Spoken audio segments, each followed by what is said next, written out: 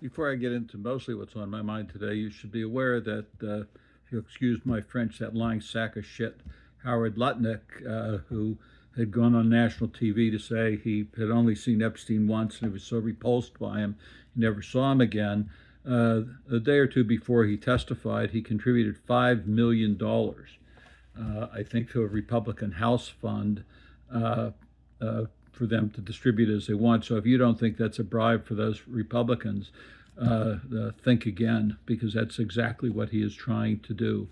But he's no different than anybody else, I suppose, in that administration. So let's talk about how Trump and people like Lutnick and Besant, along with Hegseth and Rubio and Vance, are leaving the United States out there by themselves. Mexico and the European Union have just announced a massive trade agreement that will contain no tariff agreements between the EU and Mexico, which will be of major benefit to both the purchasers and sellers in each of those entities. Meanwhile, France, I think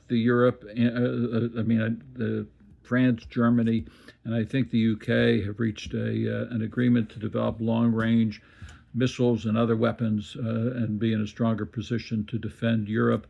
And they know they can't trust the United States. What they are doing is, in a lot of ways, working with Ukraine, which is not a member of NATO, but to rely upon the Ukrainian technology of drones and other weapons to help protect NATO, because it's clear that they have no reliance upon the United States. In the same vein, Saudi Arabia and the UAE and Qatar, the UAE, the United Arab Emirates, and Saudi Arabia are not particularly friends, but they've announced a joint defense agreement and cooperation agreement, and they said that they do not want the U.S. Engaging in further attacks on Iran because they've done so much damage in the region, that they should rely upon diplomacy and not continue to destroy what they have managed to build in their communities.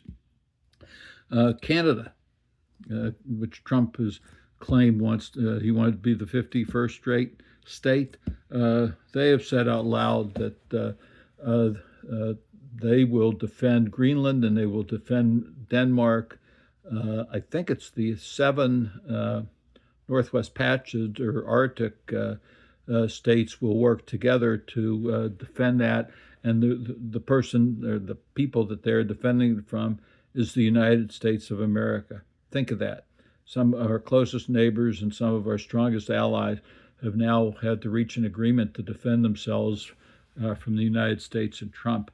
In the latest episode of what appears to be on the horizon is a military escapade in Cuba, where the Cuban people themselves have done nothing to deserve this, but we've kept them from having oil, gas, medical supplies, food, and other things brought in, although there's also reports that China and Russia are helping them with their surveillance techniques into the United States.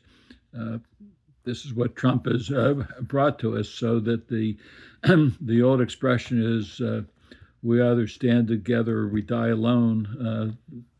Trump would rather have all the rest of us die and be alone than to have allies and friends.